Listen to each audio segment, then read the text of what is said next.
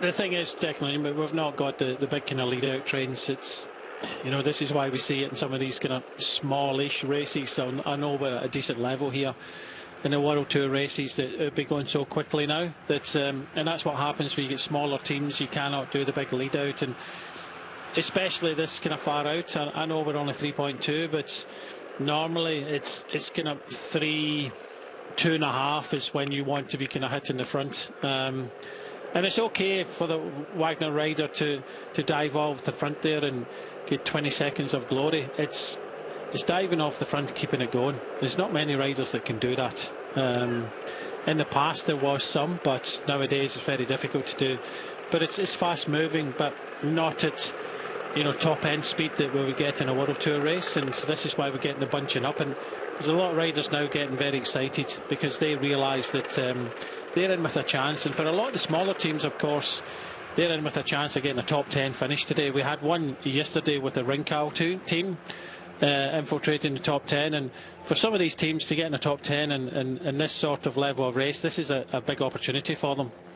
Yeah, 27-year-old Italian Jacopo Balabio's in fine form, 7th yesterday. I wonder whether Rinkhoff Adveric's Division 3 outfit can produce something similar again today. We're inside 3 kilometres, so all of the riders in this group will get the time of this group should there be any mishap between now and the conclusion. As the Lidl Trek squad arrive at the front, Tom Squinch, the Latvian national road race champion, is in position. His teammates Jacopo Mosca did a little turn at the front, has now dropped to the back as they scroll through their remaining riders inside this final 2 kilometres. It's going to take a lot of legs to try and hang on as Skelmoza tries to move up and take position behind his teammates. Soren Krauw is being presented at the front by Tom Squinch for the Lidl Trek squad.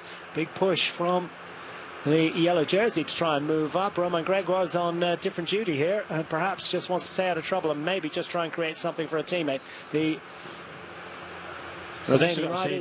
This is Richard Carapaz that's leading out now. You don't have the kind of big lead-out trains at your disposal.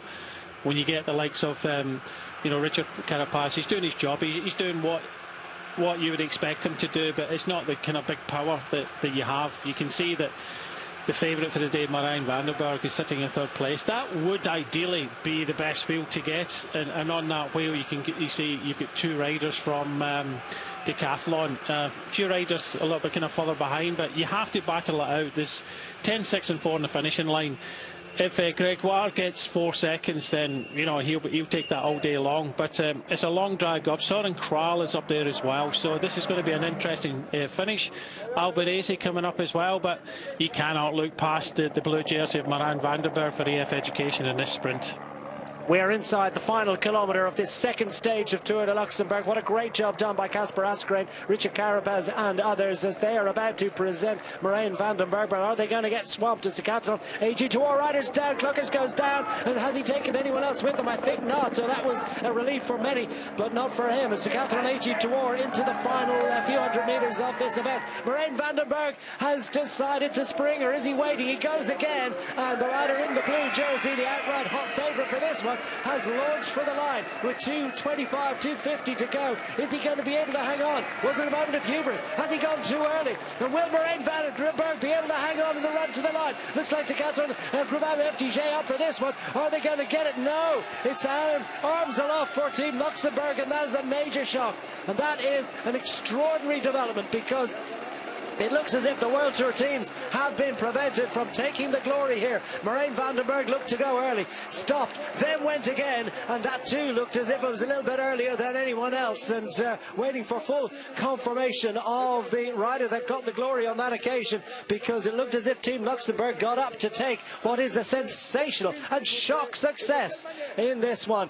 Well, that was a fascinating conclusion, and they've arrived into Mamer, and a slower than expected build-up has led to a tough conclusion to the day for Luxembourg's Arthur Kluckers, and other riders down as well. Jermaine Zemke. Couple of riders going down. Took this one from Luxembourg, and Vendrame was up there. You can see from Decathlon he's going to lead it. What on earth happened there? I know Kluckers just came down and one of the riders fell with him, but I don't know what the EF Education Easy Post were doing at this moment, but this was the lead out for Vendrame, and Marijn van den Berg.